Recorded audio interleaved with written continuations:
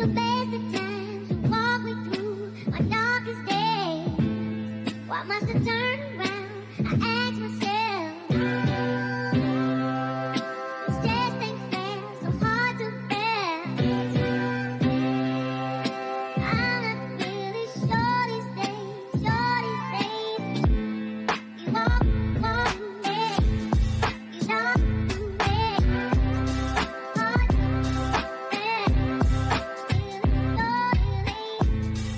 Hard Mátan fáilte chuig Gaeilge Weekly agran iver an locha car an Leagan Níos Simplí episode number 94, the simpler version. Conna satá sibh go léir tá mise ag tafadú luan cásca. I'm recording on Easter Monday, so tá súil agam grá an cháisc gomatíh go léir that Easter is good for you. Almost rud é go rá sibh ag céilora, agus man rá sibh ag céilora tá súil agam grá lá nó go sír agah an obair that you had a day or two off work, a day or two to enjoy, to do whatever it is you like doing. Lá nó go an period a dhéanamh a hadníon leat agus nó fiú grá an chance agah where ski a leanúint, even that you just had a chance to chill out for a day or two. As you guys are listening to this, I am probably back in Seville agus sibse ag éisteacht le seo chance ma goil mé arás is Seville ach mise ag tafadú an seo luan cásca as I'm recording here on Easter Monday. Tá me se fós in éireann, fós ag an na Gaeilge lansásta a bheith arás tá an gréinnig taitneamh Jerkanis. The sun is shining right now, ní rá sé I ré an deir seachtainna ach tá sin is, so sin ceart go leor. Agus ag tinú le dul arás go Seville ach freisin gach óir a thugam arás an seo go héireann. Be me gairí níos comfortí agus níos comfortí, keep on feeling more comfortable, enjoy myself more. Ag buint níos mó taitneamh as mo chuid zama an seo in éireann gach óir every time a thugam arás an seo. Mar soldíh más rud é go mín sibh ag éisteacht gach seachtain, as you guys will know. If you listen every week, I come back normally 3 times during the year, thugam arás faoi chrí, iri na bliana, or one. I mi Ibron Orwan mi bhean fóver a ceapam im lína tá mé an seachtarás I mé lúnasa. I'm going to come back in August, I think this year, on éilú as an socht is Sevilla to escape from the heat in Seville. Agus an sin nóí ag amnólaigh freisin, so tá an tá deargarm go fréid an taistal le mo fust, tá an tá deargarm. I'm really lucky go bhfuil mé an áí an teacht an seo fre seachtain agus an sin nóí bhí mé san Idal fra caiiciis freisin. I was in Italy for 2 weeks as well. Ach tá méid tanú le fiú Seville an Céadaoin agus just a bheith in áitreáin gan a bheith bortha, not to be worried faoi check-in san éisteacht an áit seo agus an sin train ágatí an tuairfort an sin bus all on seo, no, just cúpla rud a bheith agam sa bhála, just to have a few things in the bag and not to have everything that I want in terms of clothes, gan gachar the valgam at the wem cosula 80, and I know these are first world problems, I'm not giving out, ni me garan curabin, ni me torchamak, ach, by sig just filu Seville on Céadaoin. It'd be nice to go back to Seville on Wednesday, agus just thought some go my sin Lacuna. I know I'll be there hopefully the rest of April on chud telled to be Ibron me bealtanar fad me mehiv fad all of May, all of June, and it'll only probably be July. I might start taking 1 or 2 small trips away to escape the heat again. Beidir miúil tosoi me tugall thirst no go or for ihan no go and show some shoe just for a night or two here or there, maybe to escape the heat. But anyway, that's way in the future. Tá sin iwad sa tauki, so níl mé hun airí bortha faoi inis. I'm not going to get worried about it. Now, Dúrach riv a hosi mé an tafadú Malton lai on Gnáthleagan or no an Leagan umland in Fotcraile just before I started the recording for the full version or the normal version of the podcast. I saw that the Pope has died. Hunnic me goil on Papa Thresh boss all. So very sad on a Veronica. I guess, when you're thinking about someone dying, it can only be so sad when it's someone who's lived to 80 or 90. It fades for fear Veronica must relay goil on dinner beidir 8 nó nócha blian díis nar ein siad boss nóí óhád níos brony nar ein dinner óg boss a lot sadder when a younger person dies. But I thought it was sad. I was surprised when I looked at RTE this morning bhí iontas nor a deach me RTE.ie Madsen mar bhí is agam go raibh an pápa an muid inné agus sé crothú lábha le daoine nó beidir ní raibh sé crothú lábha níl sam I don't know is he shaking hands with people like bhí sé timpeall na háite le haid down na Cháisc Bronner tá rud ag an nua agam Gaeilge Weekly. I have something new on Gaeilge Weekly, which I'll be speaking about in a few minutes. If you're listening on Spotify, must rud go to éisteacht Spotify by ad beag no fulgur beag. Gobunasach caihí a bheith ag scríomh síos na focail is Jackra. I have to be writing down the most difficult words that come up on Gaeilge Weekly because there's going to be a kind of PDF by PDF le fáil leis na focail is Jackra by sé le fáil Patreon le haid buil le Gaeilge Weekly no buil Learn Irish Online will be available for Learn Irish Online members or Gaeilge Weekly members. But more about that in a few seconds or in a few minutes rather. Níos mó sin ag Jan cúpla nóid. Ach yeah, honnig mé gráis public appearance ag an bápa inné agus an sin bhí mé orsaí puncaí madsin agus an chéad rud a tháinig an the first thing that came up bhí picture den fápa agus first mé agus ní ra mé an ein text gáil le can see any text mar bhí sé fós ag lódal. It was still loading agus bhí me sé ag smaoinmh like sin aisteach go méid sé sin mar an príomhscéal orsaí puncaí. That's kind of weird that that'll be the main story on RT this morning, mar, you know, vi cúpla public appearance ag rive seo, idir nar bhí sé chin, mío hin agus inis. So I'm like, sin buganín aisteach. Agus an sin, honnig mé an cean lína, the headline, agus I'm like, wow, tá sé tar éis bása á, agus literally inné ceapam bhí sé an sin sa bhaiscin, agus bhí sé ag labhairt le daoine, nó ag tuairt a wave, nó ghol. The dhaoine, he was given a wave or two to different people. So yeah, sad because he did such great work as a Pope British Sorober mar fápa agus gandaus Harry sé go mór ceapam le Eva an aglis a dhéanamh níos fearr. He did a lot to make the image of the church better and help move the church in the right direction. Agus cabhrú leis an aglis bogu sa dro ceart agus, you know, na rudí atá fear-hábhaach ceapam, dumsa, madra leis an aglas, the things that are actually really important in terms of the church acceptance, agus is cuma céitosa, no is cuma cáasú, no cad dhéanaan tú, no cad tá Déanta agat rive seo what you've done before now or where you're from. An rud is tábhachtí ná i gcónaí by spástitch san aglas sa Catholic Church, i gcónaí by trócra Akub ditch, they'll always have mercy for you. It's really mar sin agus ceapam, you know, gandáis ri an fiú híis during the 20th century in lá náitna cosúla era mar hampla. Rinneú dearmid an smuoinú sin agus an gun ceap sin. That concept or that idea was kind of forgotten and it became quite a dark place. You know, Jerry sé mar áit soch dorcha ornta agus ceapam gonnearna Pope Francis no Papa Pontius as Gaeilge ober do chredze. Hon is sin a réitú agus hon é sin stócha an fios a chur an gcuí a bhín an aglas agus an Catholic Church ag déine rudaí. So tá a lán más agam Pope Francis agus i gcónaí by lán más agam na rudaí a rinne sé le gábhlín jeig anús. I'll always have a lot of respect for and I think a lot of people are in the same boat. Tá lán daoine sa bhád céine nó tá a lán daoine Coin sin lom madra le sin, and already seen this morning the amount of people, whether it be people from the world of sport or politics or whatever, daoine ó hail sport, no on sale polachula from sport or from political life, tá siad ag déanamh almost the Pope Francis lína na mian ho síalta on social media. They're kind of honouring him or, you know, giving him some kind words and talking about him, and it shows, you know, how much respect I think not everybody but certainly a lot of people had for him and the brilliant work he did. Tá spáin sé an obraíonach a rinne sé agus an mass atá ag daoine, the respect people had an bápa Pontius. So yeah, bíonn brown le cach, you know, nuair aon duine bás agus iad 8 na 8 mar hampla cosú leis an bápa when someone dies near 88, for example, like the Pope. Níos fearr ceapam céilura a dhéanamh an saoil a bhí acu agus smuoine smuoine na rudaí is fearr a rinne siad agus an stoch an tionchar dearfach a bhí acu an saoil, the kind of positive impact or the positive influence they had on the world and on life. Ach yeah, freisin comála sin tangent thomlan difriúil tá mé gafa leis an snooker. Tá sé actually agam an laptop an seo ar nóí tá pause Déanta agam.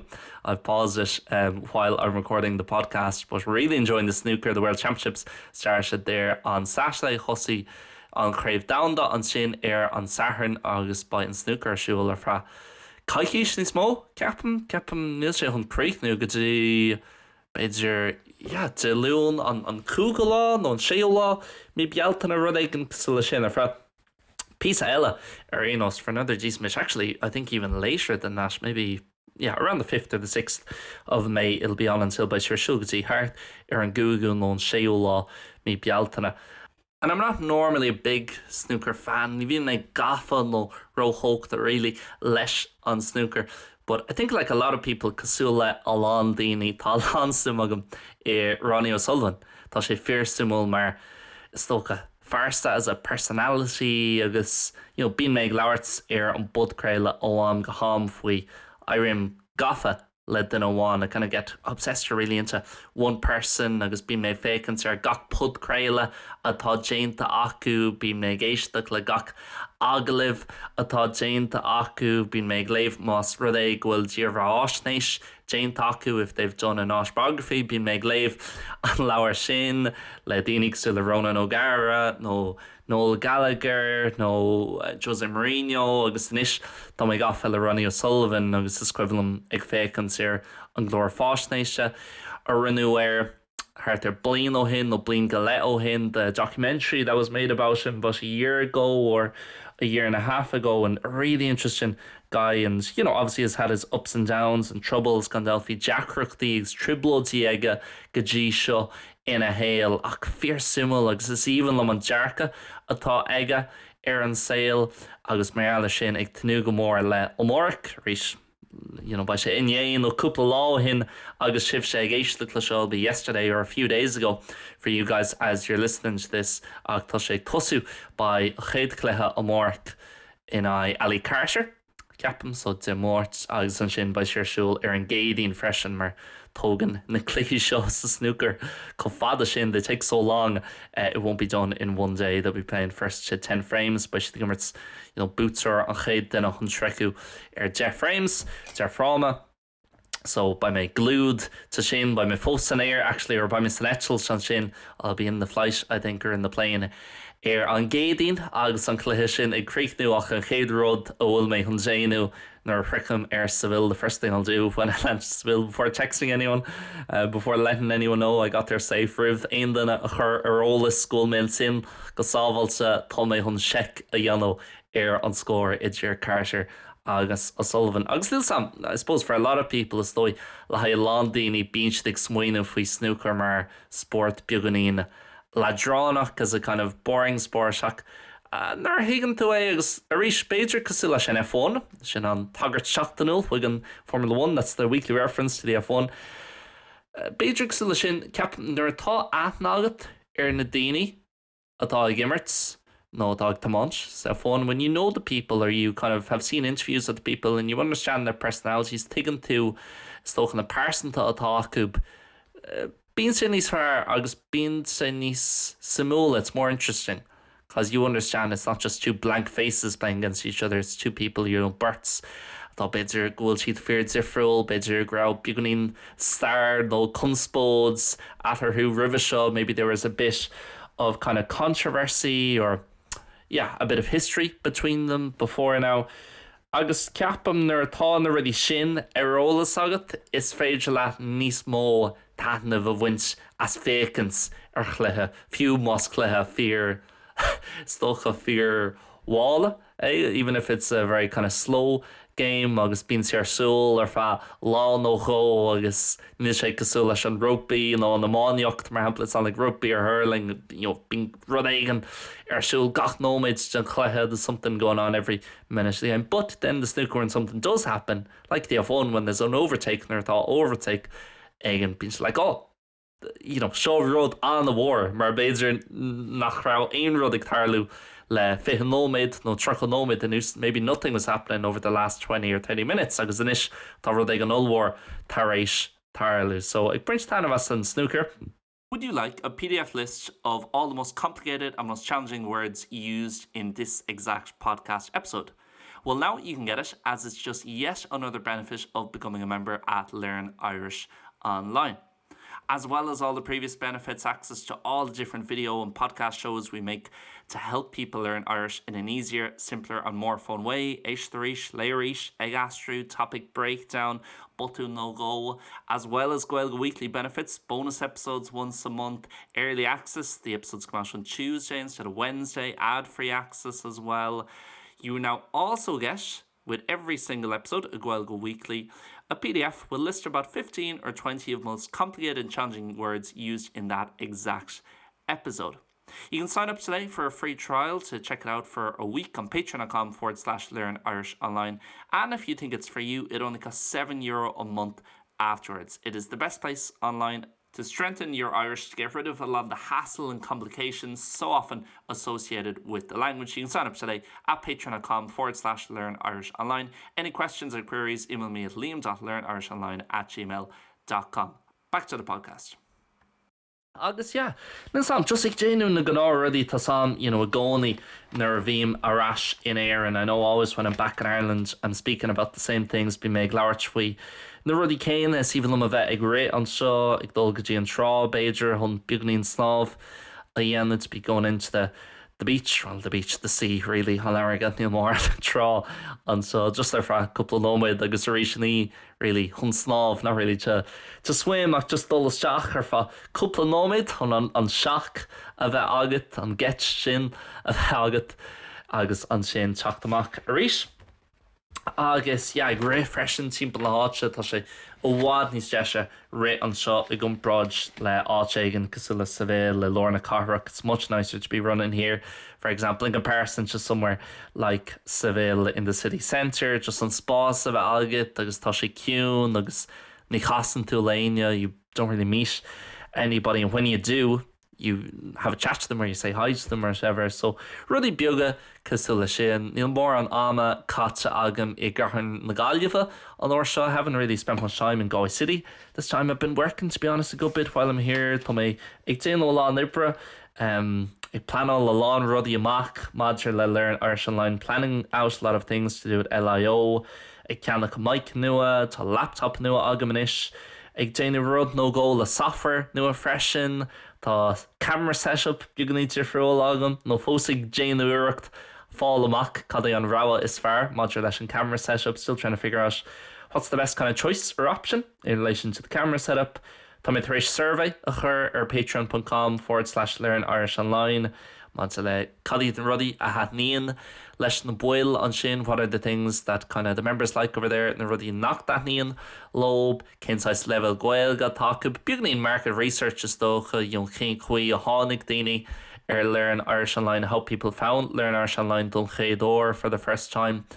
Agus, yeah, tá sé simil, it's interesting, like, mar hampla blian ó hin, gábh blian ó hin, an rud is mó is dócha a thóg mé on bosta agam. The biggest thing I took from the job, agus an rud of when mé taithneas níos mó ná aon rud eile. The thing I enjoyed more than anything else been an Gaeilge, agus, ag múna na Gaeilge, agus ag mína rudí difriúla faoin Gaeilge, explaining different things about the language, about Irish. Ach na léad seo, Margheall gohfuil sé sin déanta agam an méid sin áireanta, agus, is cuma cénsáis físeán a dhéanann tú, is cuma cénsáis wrong a dhéanann tú le mac léinn, what type of a class you do with a student or what type of video you make, is cuma cénsáis córsa a chruthíonn tú. Tar éis tamil, bíonn tú riad ag labhairt faoin na rudaí céanna, tagan na butún céanna, and the same mistakes come up again and again and again from people. Ag míonn na rudaí céanna faoi na bríomhar in the the irregular verbs, amóchanéileach, the conditional, and tiisigan took the genitive case, feminine and masculine, so focail fréins gonach, agus focail balance gonach, agus really cos lei sin. Agus tá sé déanta agam an méid sin áireanta, fós tá mé géirí é sin dhéanamh agus cabhrú le daoine chun an Gaeilge a ólam. I'm still enjoying that and still want to help people to learn Irish. Ach, an focus atá agam inis is dócha ná chun an gnó a dhéanamh níos mó, to make the business bigger, agus an brand a dhéanamh níos mó. Mar Arís má tá mise in an Learn Irish Online agus Gaeilge Weekly agus an membership agus gacrod má tá mise in an é sin a churthú level níos mó agus é sin a chothú to kind of grow that agus é a ásu níos mó to grow it bigger, to kind of nurture it or build it up bit by bit. By me an cabhrú le níos mó daoine chun an Gaeilge ólam I'll be able to help more people to learn. Or an content tá sé déanta agam. I've done the content. Tá an méid sin físeánaí an bhain sin lumsa ag leabhart faoin mochannéileach nó ag leabhart faoi whatever faoi payroad. There's that amount of videos out there, podcasts or content or courses, me speaking about X, Y, or Z. I've explained not everything, but a lot of things. Tá lán rudí méanaithe agam inis. So níhé sin má focus níos mó ach níos mó. Yeah, tá mé buint tanmh like ó thaobh go nóid from business perspective má buint tanmh as rudí cosúil le marketing agus advertisement fóil gríocht agus na mian thoisialta fiú social media na mé róchafa leis na mian thoisialta go generalta. In general, I'm not that obsessed or into social media. Ach yeah, ag buint tanmh as rudí cosúil le sin agus this branding and making things to a better standard, production quality, déana rudí ag caiid on ní swords. So, na leichen the seo, is tócha bhfuil ma focus ahraí a bioganín go dtí an gnó agus ag déana rudí níos mó agus ag planalmach rudí don taucií agus reinvesting in the brand a chur agad arás I mar hampla mic nua agus laptop nua agus gacrod mar sin.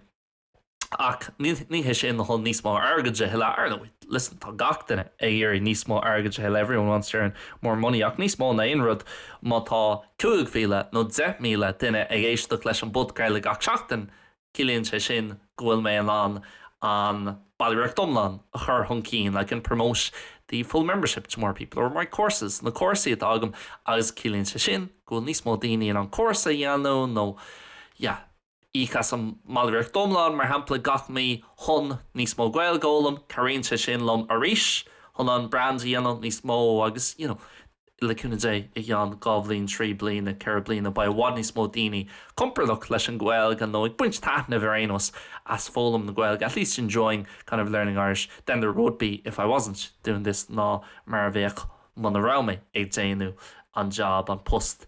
Sure.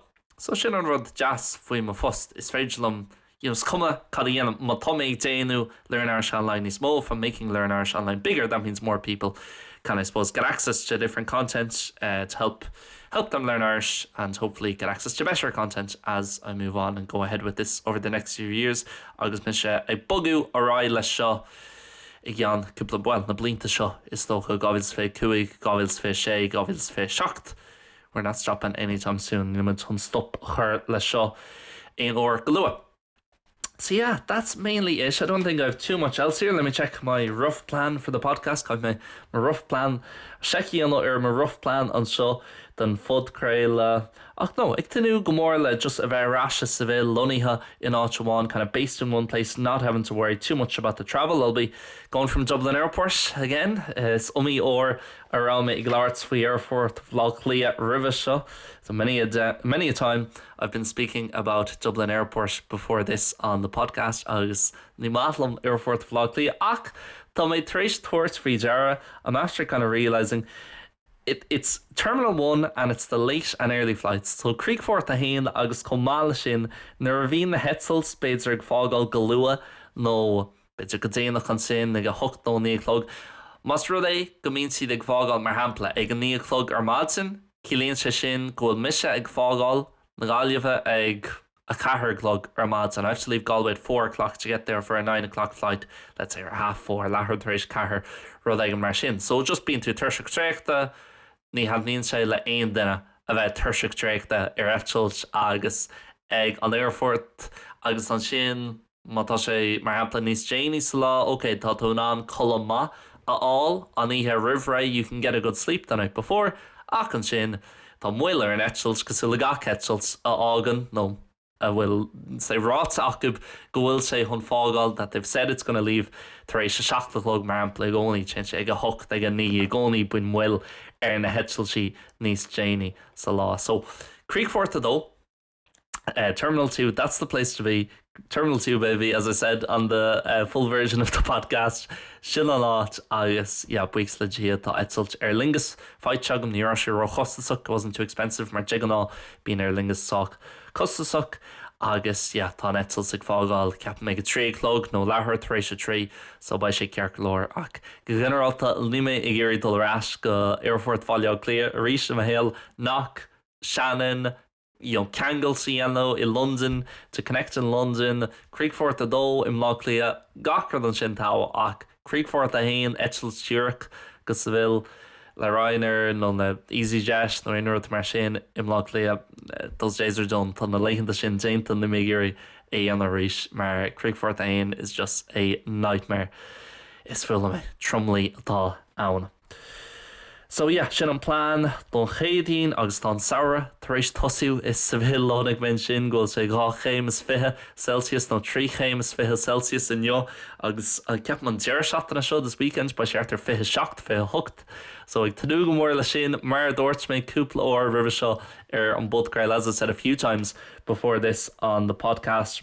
It's not about July and August in Seville. It's too hot then. That's not the good summer.